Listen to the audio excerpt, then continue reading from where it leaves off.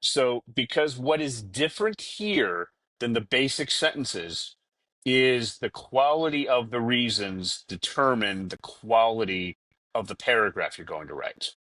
So just again, so the teachers understand and the curriculum designers understand why I'm doing this. When I train New York City public school teachers every year for the past 10 years, what they keep telling me is our gen ed teachers tell me that until the kid can write a basic five paragraph essay, they don't know what to do at a C to B minus level. So then when I'm asking them, I'm like, if I can do the three body paragraphs, can you do the thesis statement and the conclusion? They said, of course. I said, okay, so what you need is how to do a three body paragraph.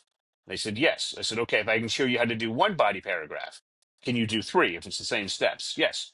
Okay, so how do we simplify this? With word analysis followed by articulation. So what we just discussed here for the articulation was, remember, they're fifth graders. All right. So going and finding a source or maybe two to help them come up with better reasons is an excellent idea to get a much better reason. Okay. Right. Okay. So now I'm going to tell you to come up with three good reasons. I'm going to give you an example on one. So they come up with a good reason. Now, what you're going to have to do is to reduce that reason to a one word universal theme. Okay. Okay. So, Okay. now I'm going to go back and ask you this question. So these are 10-year-old kids.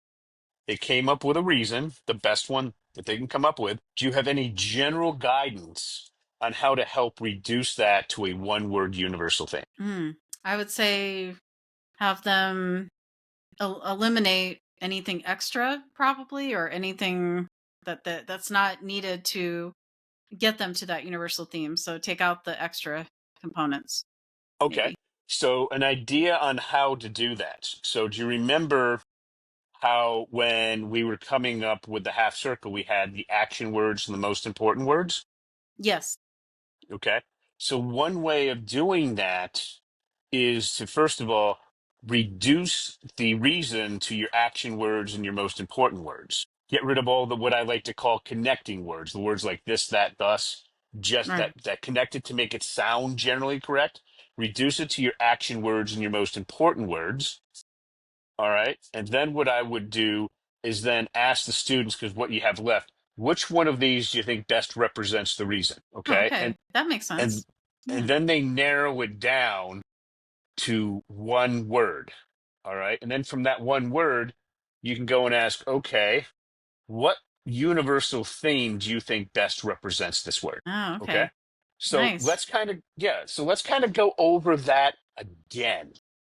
We take the reason, we reduce it to the action words and the most important words.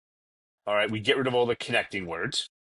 And now we're down to just those few words. Then we ask them to reduce it. Which one do you think best represents the reason you're trying to portray? And you get it down to one word. Now, what universal theme do you think represents this? And then that is your universal theme. Got Now, it.